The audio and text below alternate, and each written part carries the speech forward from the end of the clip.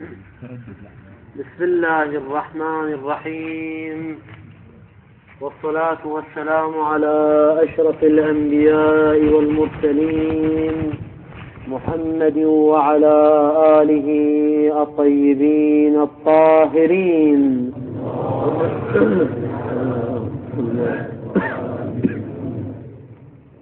قلنا في الدرس السابق بأن الواضع لا بد أن يلحظ اللفظ وأن يلحظ المعنى،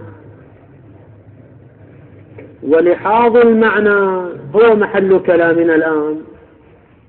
فقلنا إن المعنى الملحوظ إما أن يكون معنى كليا لا يمتنع صدقه على كثيرين، وإما أن يكون المعنى الملحوظ جزئيا يمتنع صدقه على كثيرين. وكل من هذين القسمين له قسمان، لأن الوضع إما أن يكون له وإما أن يكون لما يحكي عنه. فالأقسام 4. القسم الأول أن يلاحظ الواضع المعنى الكلي ويضع اللفظ لذلك المعنى الكلي، وهذا ما يسمى بالوضع العام والموضوع له العام كما في أسماء الأجناس. القسم الثاني أن يلحظ الواضع معنى كليا ولكنه يضع اللفظ لأفراد ومصادق ذلك الكلي، وهذا هو الوضع العام والموضوع له الخاص. القسم الثالث أن يلحظ الواضع معنى جزئيا ويضع اللفظ لذلك المعنى الجزئي، وهو ما أسميناه بالوضع الخاص والموضوع له الخاص كالأعلام الشخصية. القسم الرابع أن يتصور الواضع معنى جزئيا ويضع اللفظ لا للمعنى الجزئي بل يضع اللفظ للكل الذي يندرج تحته ذلك الجزئي، وهذا هو الوضع الخاص والموضوع له العام.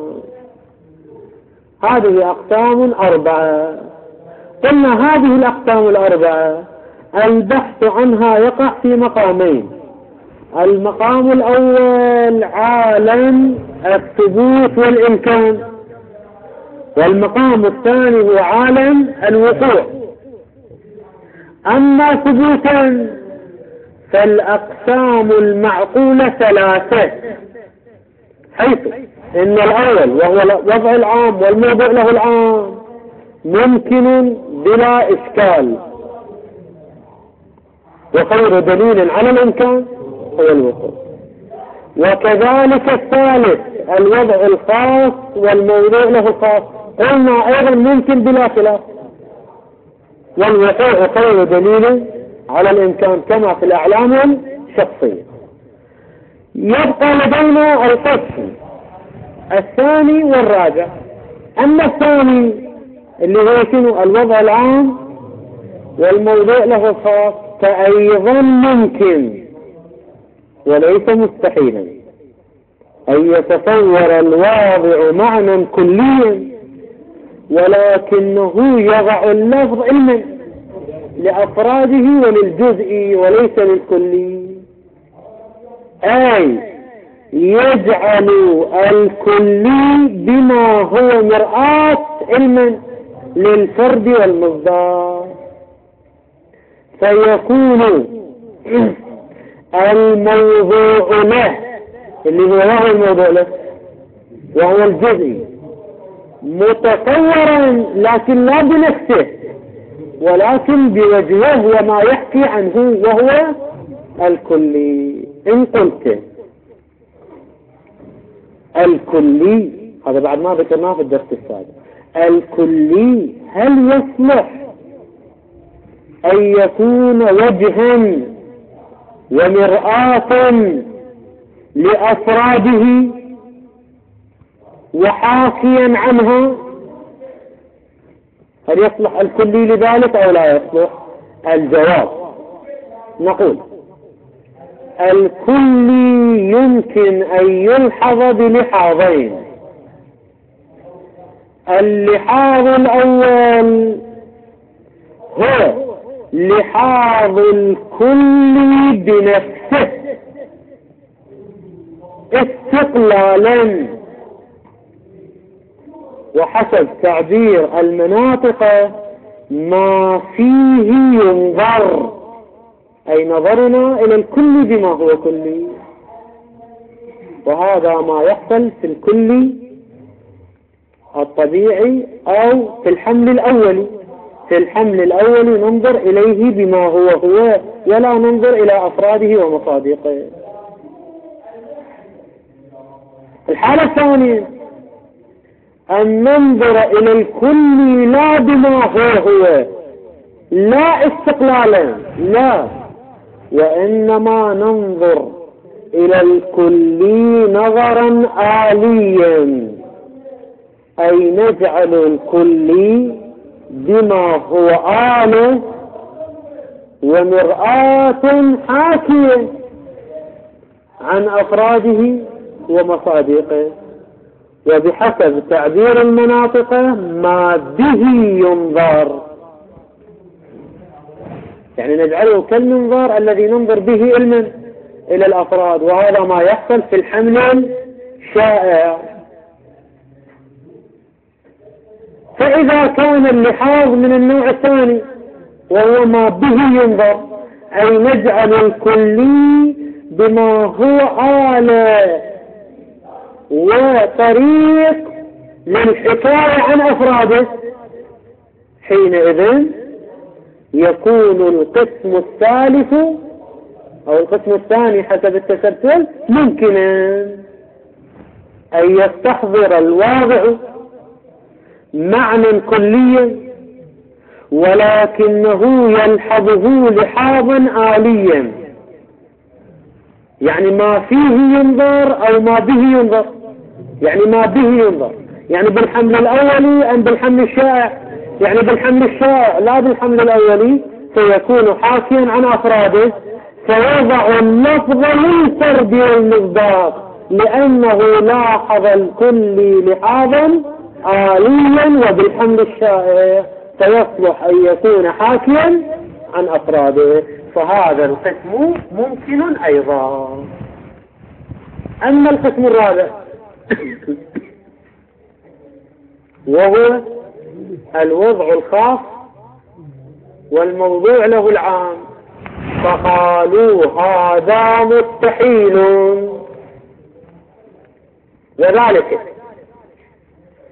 لأن الموضوع له في القسم الرابع هو الكلي، والكلي في القسم الرابع لم يلحظ لا بنفسه ولا بوجهه وعنوانه، فيكون مجهولا مطلقا، ولا يصح الوضع للمجهول المطلق. لماذا يكون مجهولا مطلقا؟ لماذا لا يكون ملحوظا لا بنفسه ولا بوجهه؟ وذلك الجواب أما بنفسه فلأن الفرض في القسم الرابع أن الواضع استحضر المعنى الجزئي ولم يستحضر الكلي لكي يضع له اللفظ، فالمعنى الكلي لم يحضر بنفسه، لأن الفرض أن الواضع قد أحضر المعنى الجزئي وليس المعنى الكلي.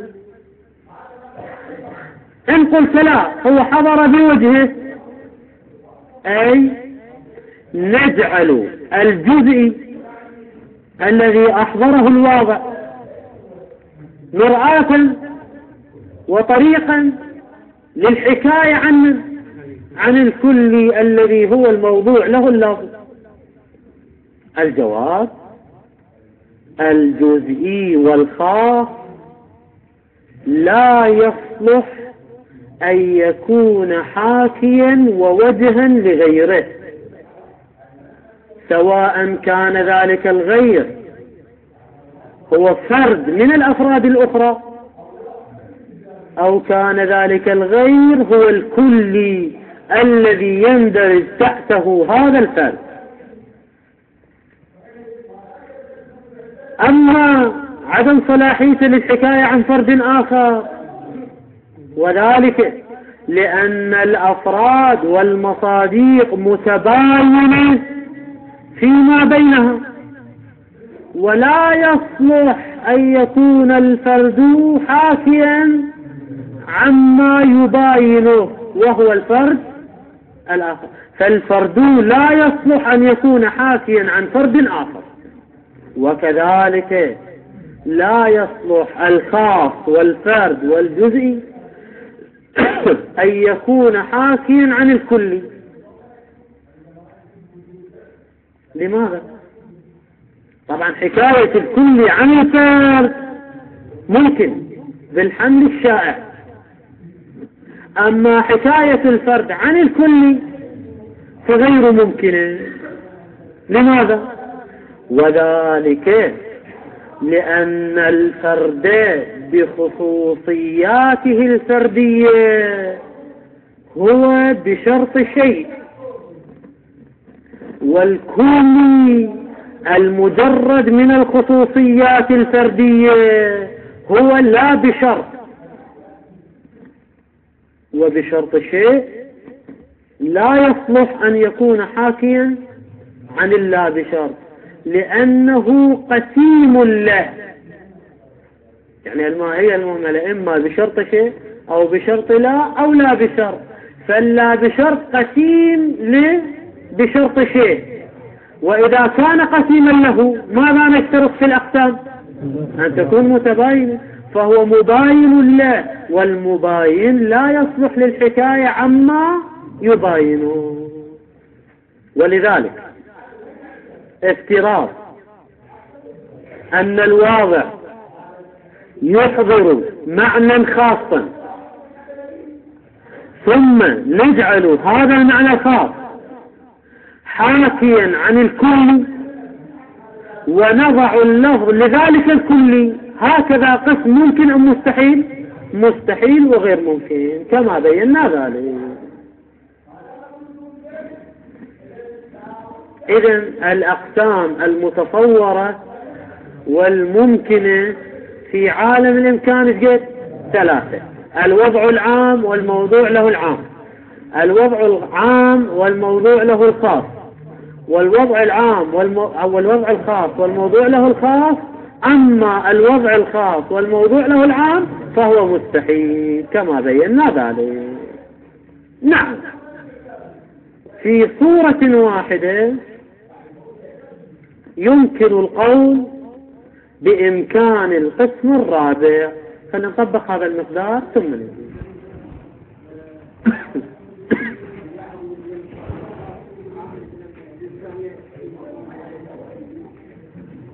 شلون يعني؟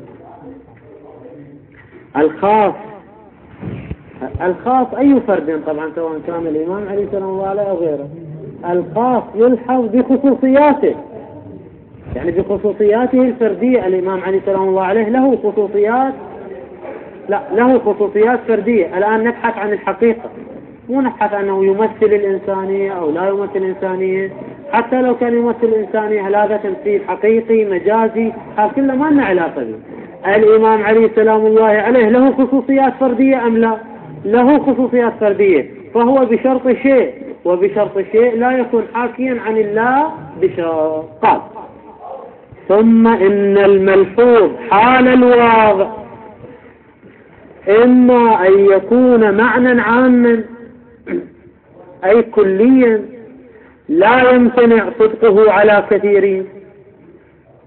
هاي الحالة الأولى. هاي لها تنقسم، لها قسم: إما أن يكون الوضع لهذا المعنى العام، فالوضع العام والموضوع له العام، وإما أن يكون الوضع لمصاديق ذلك العام فيصير وضع عام وموضوع له خاص. لذلك يقول إما أن يكون معنى عاما وهذا له قسمان فيوضع اللفظ له يعني للعام تارة، وهذا هو القسم الأول، الوضع العام والموضوع له العام. لماذا هو وضع عام؟ لأن المعنى المستحضر هو معنى عام. لماذا الموضوع له عام؟ لأن اللفظ وضع لذلك العام. زين. القسم الثاني ولأفراده أي فيوضع لأفراده يعني أفراد ذلك العام ومصاديقه عطف تفسير تارة أخرى، فيكون الوضع العام والموضوع له الخاص. أما كونه وضعا عاما فلأن المستحضر هو معنى كلي وعام. أما كون الموضوع له خاص لأن الوضع إنما صار علما لأفراد ذلك العام لا لنفس العام. هذا كله في الحالة الأولى إذا كان المعنى عاما. وإما أن يكون المعنى الملحوظ وإما يكون معنى خاصا وجزئيا يمتنع صدقه على كثيرين. فهنا قلنا شنو؟ إما أن يوضع اللفظ للخاص فايش راح يصير؟ الوضع الخاص والموضوع له الخاص. وإما أن يوضع اللفظ للعام فيصير الوضع الخاص والموضوع له العام. وبما أن القسم الرابع مستحيل يعني الوضع الخاص والموضوع له العام فينحصر الوضع الخاص بمن؟ بكون الموضوع له خاصا ولا يمكن أن يكون الموضوع له عاما. لذلك يقول وإما أن يكون المعنى الملحوظ معنى خاصا. إذن إذا كان خاصا يقول لا يكاد يصح إلا وضع اللفظ له علما للخاص. يعني ايش راح يصير؟ وضع خاص وموضوع له خاص دون العام، يعني وضع خاص وموضوع له عام. هذا غير ممكن لأنه مستحيل. والنتيجة فتكون الأقسام ثلاثة، يعني الأقسام الممكنة هي أقسام ثلاثة. أما القسم الرابع فهو مستحيل. لماذا القسم الرابع مستحيل والأقسام الممكنة تنحصر في الثلاثة؟ قال فإنه وذلك لأن العام يصلح لأن يكون آلة للحاظ أفراده ومصادقه. هذا إذا كان شنو العام؟ ما به ينظر أي بالحمل الشائع. العام والكلي بالحمل الشائع أي ما به ينظر يصلح أن يكون مرآة وحاكيا عن أفراده، فيمكن أن نستحضر العام ونضع علما للخاص. وذلك لأن العام يصلح لأن يكون آلة للحاظ أفراده ومصادقه بما هو كذلك. يعني شنو بما هو كذلك؟ يعني بما هو عام. لماذا؟ فإنه يهو إنه العام من وجوهها، وجوه من؟ وجوه الأفراد والمصادق، يعني من وجوه معرفة الأفراد والمصادق. يعني تارة تعرف المصداق مباشرة وتارة تعرف المصداق بوجهه وهو العام. لذلك يقول ومعرفة وجه الشيء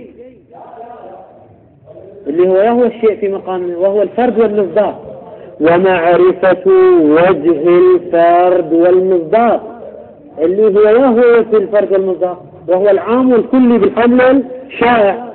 ومعرفة وجه الشيء معرفته بوجهه. يعني ما في داعي لهذا التعقيد في العبائر. يعني شو يريد يقول؟ إذا ومعرفة المصداق والفرد بوجهه هي نوع من أنواع معرفة الفرد والمصداق، لأن الفرد والمصداق تارة نعرفه مباشرة وتارة نعرفه بوجهه، أي عن طريق الكلي بالحمل الشائع. أعيد لك تطبيق الفقرة. ومعرفة وجه الشيء معرفته بوجهه، أي ومعرفة وجه الشيء هي معرفة لذلك الشيء بوجه من الوجوه، فلا يكون ذلك الشيء مجهولا مطلقا بل يكون معروفا بوجهه. طبعا ووجه الشيء المقصود هنا ما هو؟ الشيء هو الفرد والمصداق، وجهه هو العام. فمعرفة العام هو معرفة علما للمصداق لكن مو مباشرة وإنما بوجهه، بخلاف الخاص، فإن معرفة الخاص ليس معرفة للعام بوجه من الوجوه، بخلاف الخاص، فإن الخاص بما هو خاص لا يكون وجها للعام ولا لسائر الأفراد الأخرى، لا وجه للعام ولا وجه للأفراد. لماذا؟ أما ليس وجها للأفراد لأن الأفراد متباينة فلا يصلح أن يكون وجها لها. أما عدم كونه وجها للعام لأنه قسيم، لأن العام هو اللابشار، أما الفرد فهو بشرط شيء، فهو قسيم ومباين، والمباين لا يصلح أن يكون وجها لما يباينه. في قولنا نعم إذا نظرنا إلى الخاص لا بما هو خاص لكن جردناه عن خصائصه الفردية.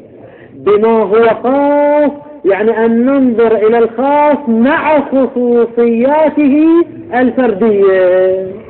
إذا لاحظنا مع خصوصياته الفردية فهو بشرط شيء، فلا يصلح أن يكون حاكيا عن العام الذي هو لا بشار. لذلك يقول فإن الخاص بما هو خاص أي مع خصوصياته الفردية المميزة له لا يكون وجها للعام، لأن العام لا بشرط والخاص بما هو خاص هو بشرط شيء، ولا لسائر الأفراد الأخرى لأن الأفراد الأخرى مباينة له. والنتيجة إذا استحضرنا الخاص فالعام سيكون معلوما أم مجهولا؟ سيكون مجهولا مطلقا، لأنه ليس معلوما بنفسه، لأن الفرق أننا أحضرنا الخاص وليس العام، وليس معروفا بوجهه لأن الخاص لا يكون وجها لمعرفة العام. لذلك يقول فلا تكون معرفته معرفة من؟ معرفة الخاص وتصور الخاص لا يكون معرفة له علما للعام ولا لها للأفراد، يعني قلنا لا يصلح أن يكون وجها لا للعام ولا للأفراد. فلا تكون معرفة الخاص وتصوره معرفة للعام ولا معرفة علما لها يعني للأفراد أصلا. يعني شنو أصلا؟ يعني لا بنفسها ولا بوجهها. لذلك قال ولو بوجهه، حتى هاي بوجها ماكو. والنتيجة سيكون الكلي والعام حينئذ مجهولا مطلقا، ولا يمكن أن نضع اللفظ للمجهول المطلق، فالقسم الرابع مستحيل. فتبقى الأقسام الممكنة ثلاثة.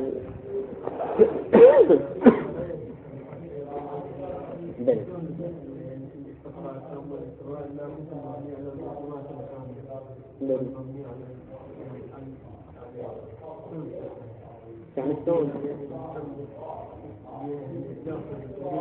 ناخذ الكلي من الجزئي؟ لذلك نقول نعم، هذا ما سنقوله الآن.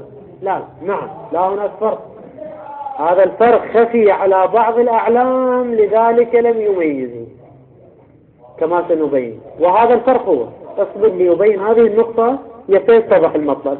أننا عن طريق الخاص نتوصل إلى العام، فنقول نعم نحن قلنا بأن الخاص لا يكون وجها للعام، ولكن في صورة واحدة يمكننا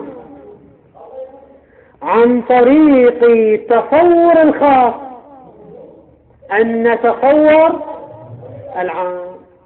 يعني بسبب تصور الخاص ننتقل إلى تصور العام والكلي بنفسه، وذلك تطبيقا لنظرية التقشير الأرسطية. يعني أولا وبالذات نتصور الأفراد والمصادر، ثم ماذا نفعل؟ ثم نقشرها ونجردها عن خصائصها الفردية ومميزاتها الشخصية، فلا يبقى لدينا بعد ذلك إلا القدر المشترك وهو الكل والعام.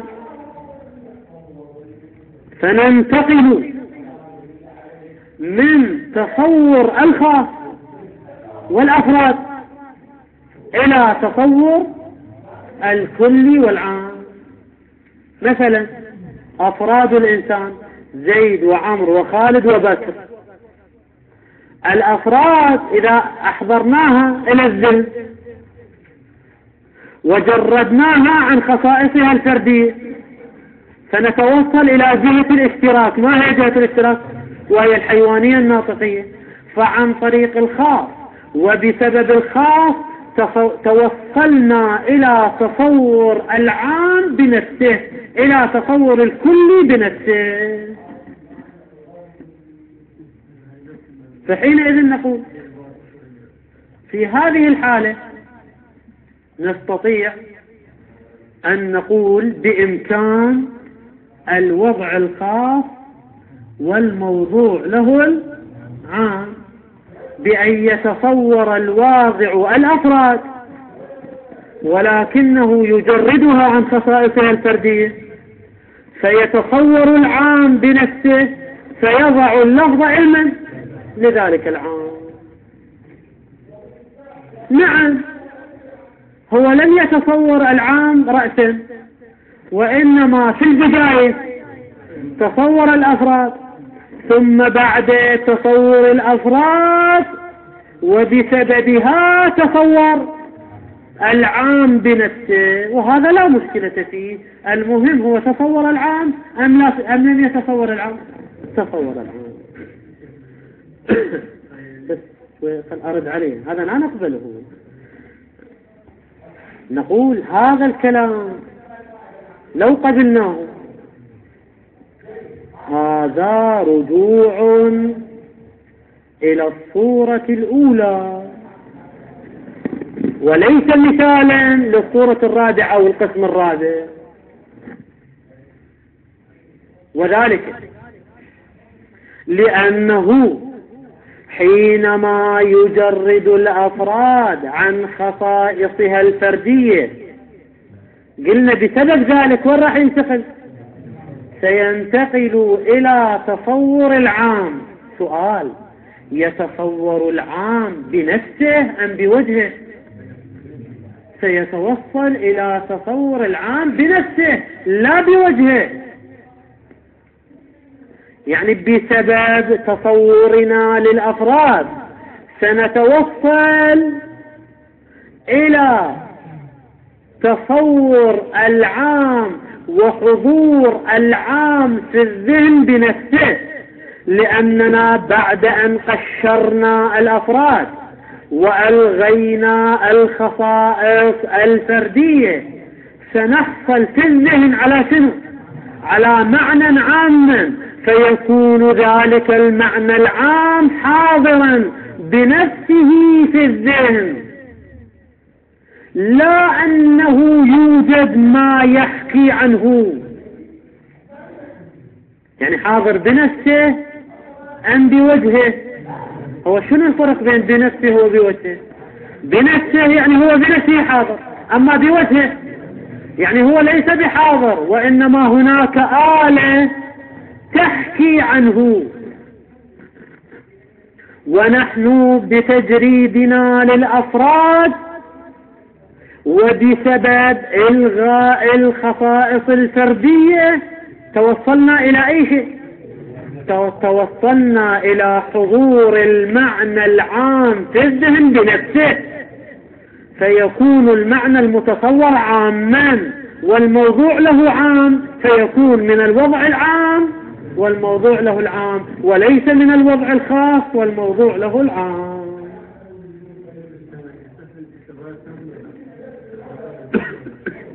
الاستقراء بهذه الطريقة: نحضر الأفراد والمصادر، ثم نجردها عن خصائصها فنتوصل إلى المعنى الكلي،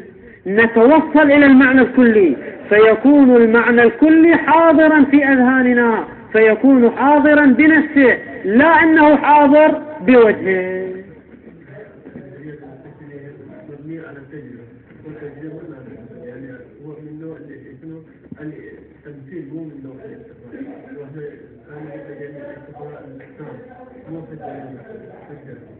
ما هو ربطه بموضوعنا؟ يعني الاستقراء التام حجة. يعني ماذا تريد أن تثبت من قولنا الاستقراء التام حجة؟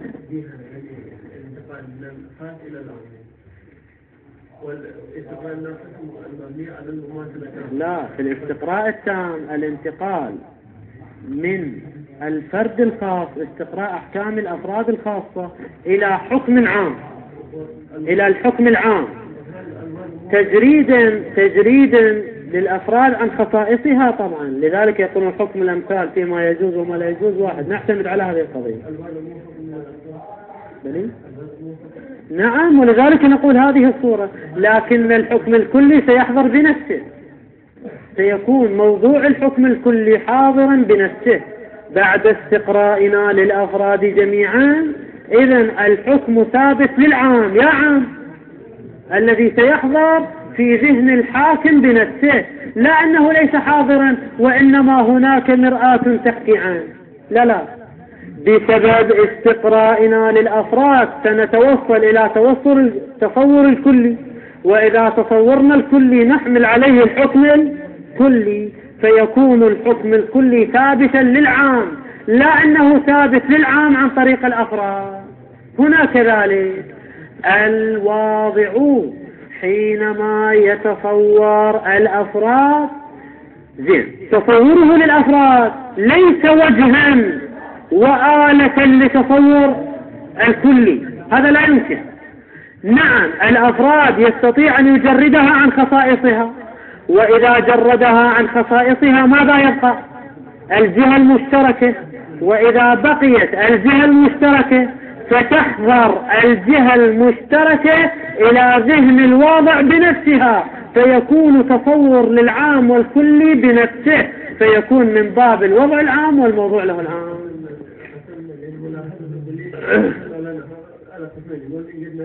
أن الملاحظة الكلية نلاحظها بما هو كلي أو بما هو حاكم للأفراد، ونفس هذا التكوين يتصور بالجزئية بالخارج.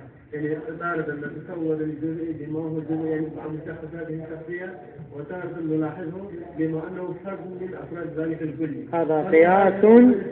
هذا قياس مع الفارق يرد عليه الآخر بعد سطر واحد. وهل ملاحظة الكلية لا، يقول الآخر، اسمح لي أن أكمل المطلب.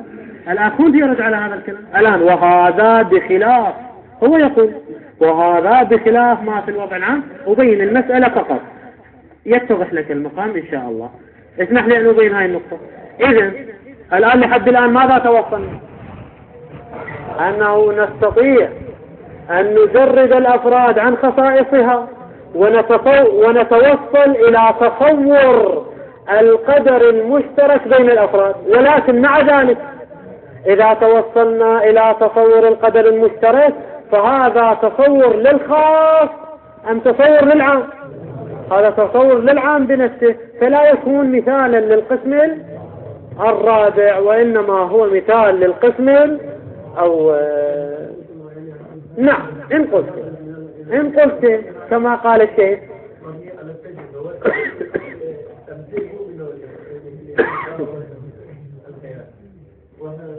الآن كلامنا ما لنا علاقة بالتجربة، لا علاقة لنا بالتجربة أو غيرها.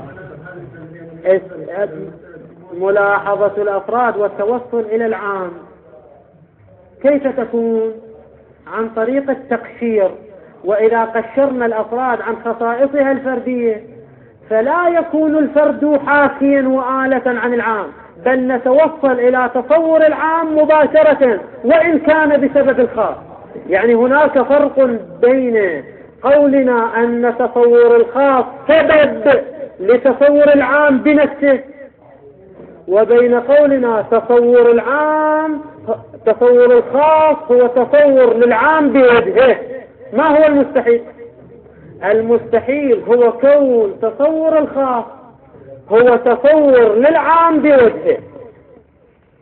أما قولنا تصور الخاص سيكون سببا بعد تقشيره سببا لتصور العام بنفسه، فهذا ممكن أم مستحيل؟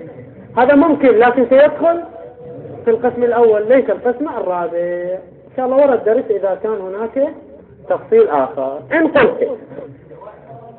قلت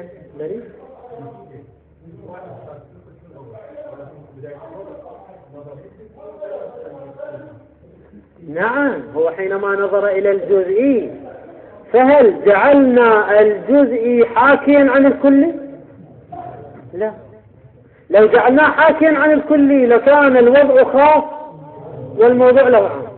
هو لا، أولا لاحظ الجزئي ثم انتقل ذهنه علما بسبب تصور الجزئي وتقشيره تصور الكلي، فإذا تصور الكلي فالوضع عام أم الوضع خاص؟ الوضع عام لأنه تصور الكلي، ثم وضع اللفظ لذلك الكلي الذي تصوره بنفسه، فيكون وضع عام والموضوع له عام. إن قلت إن قلت ما راح تصير بعد. الإنسانية عام طبعا، الإنسانية حيوانية ناطقية قصدنا، حيوانية ناطقية. الرسول صلى الله عليه وآله أحد أفراد الإنسان، وإلا هل نحن مصاديق لرسول الله صلى الله عليه وآله؟ كما هي نحن مصاديق لرسول الله صلى الله عليه وآله أم أفراد مباينة وقسيمة لرسول الله؟ نحن أفراد مباينة لرسول الله.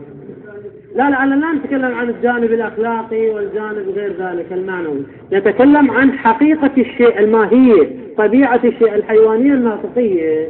كلامنا عن الحيوانية الناطقية. المهم إن قلت نفس هذا الكلام نطبقه في القسم الثاني اللي هو شنو القسم الثاني؟ وهو الوضع العام والموضوع له الخاص. فنقول الواضع في البداية يستحضر المعنى الكلي، وباستحضاره للمعنى الكلي سيكون ذلك سببا لاستحضاره للأفراد والمصادر، فلحاظ المعنى الكلي سيؤدي إلى لحاظ الأفراد والمصادر، فالملحوظ في ذهن الواضع بالنتيجة ما هو الأفراد والمصادر، فيكون الوضع خاصا وليس الوضع عاما. فلا يوجد لدينا قسم ثاني أن يتصور معنى عاما ويضع اللفظ علما للأفراد والمصادق. نقول لا، بمجرد تصوره للمعنى العام ينتقل ذهنه إلى تصور الأفراد بنفسها، وإذا تصور الأفراد بنفسها فتصور الأفراد من الوضع الخاص سيكون من الوضع الخاص والموضوع له الخاص. يعني القسم الثاني سيندمج مع القسم الثالث، فلا يبقى لدينا إلا قسمان: الوضع العام والموضوع له العام، والوضع الخاص والموضوع له الخاص. هذا ما يقوله المستشفي. نفس كلامنا الذي قلناه في الرابع أرجعه علينا في القسم الثاني. أعيد لك سريعا قد لا يكون يتضح لبعض الأخوة. في القسم الرابع ماذا قلنا؟ قلنا إحضاره للخاص سبب بعد التقشير وإلغاء الخصائص، سبب لتصور العام. وإذا كان سبب لتصور العام فالعام سيكون متصورا بنفسه، سيكون من الوضع العام والموضوع له العام. المستشكل يقول طبقوا نفس الكلام في الوضع العام والموضوع له الخاص. نقول في الوضع العام الواضع أولا يتصور العام، لكنه بسببه سيتوصل إلى تصور الخاص، فيكون الخاص متصورا بنفسه. وإذا كان الخاص متصور بنفسه وهو يضع لذلك الخاص، فالمعنى الملحوظ خاص والموضوع له خاص، فيكون من الوضع الخاص والموضوع له الخاص، فيكون لدينا قسمان لا ثلاثة أقسام. الجواب: هذا قياس مع الفارق. لأن تصور الأفراد يمكن أن يكون سببا لتصور العام بنفسه، وذلك لأن العام حقيقة العام كحيثية مشتركة مستبطنة وين؟ في الفرد والخاص. فإذا حللنا الفرد إلى جنسه وفصله فإننا سنتوصل إلى ذلك العام. يعني لو حللنا حقيقة زيد ماذا سنتوصل؟ نتوصل إلى الإنسانية والحيوانية الناطقية، والعكس ليس صحيحا. يعني إذا تصورنا العام فهذا لا يكون سببا لتصور الخاص بنفسه، لأننا إذا حللنا العام إلى أجناسه وفصوله فليس من أجناس العام وفصول العام هو الفرد الخاص. يعني لو حللنا الإنسان إلى أجناسه وفصوله وهو الحيوانية الناطقية فهل نجد من تلك الأجزاء هو زيد وعمرو؟ لا.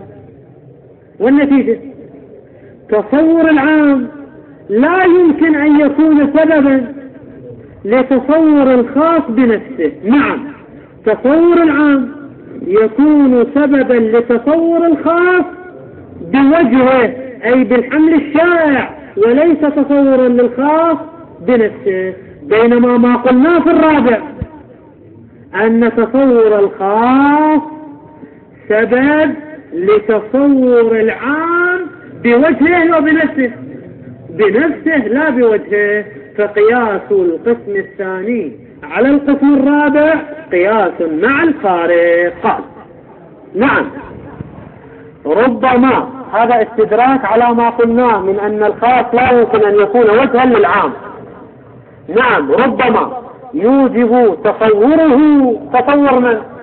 تصور الخاص يوجب تصور العام. كيف يوجب ذلك؟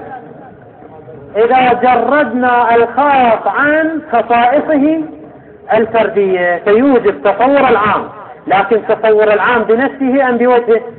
بنفسه.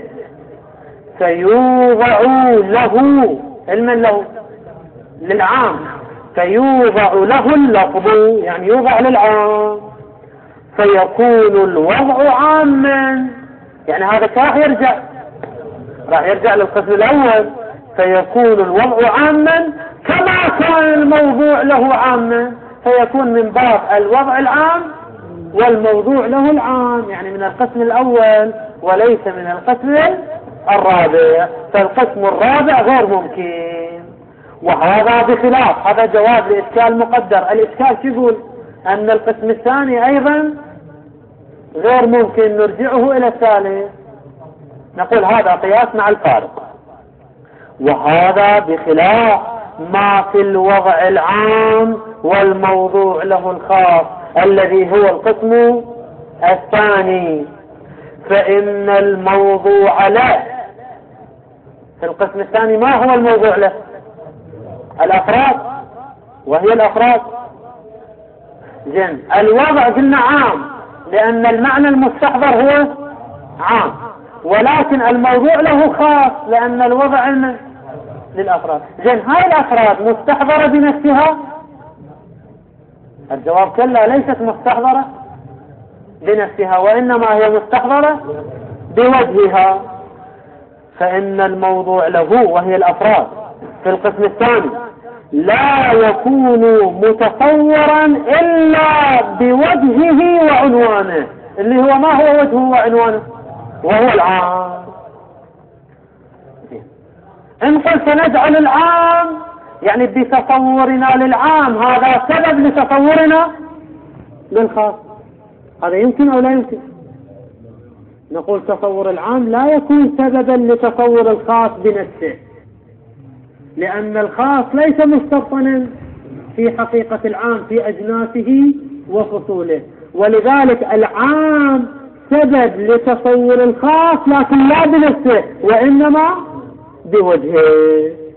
وفرق واضح بين تصور الشيء بوجهه كما هو وين؟